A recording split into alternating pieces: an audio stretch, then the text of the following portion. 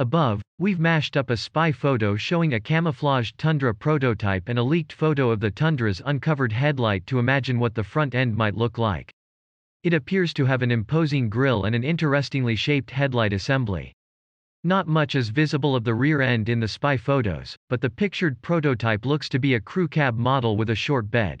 We've speculated previously that the skirt obscuring the rear underbody may be hiding a new suspension setup, possibly coil springs, air springs, or even an independent rear suspension. These photos also show 6 lug wheels. Toyota has yet to officially confirm the existence of the new 2022 Tundra, but we expect it to debut within the next few months. Look for more information to come on this new pickup entry.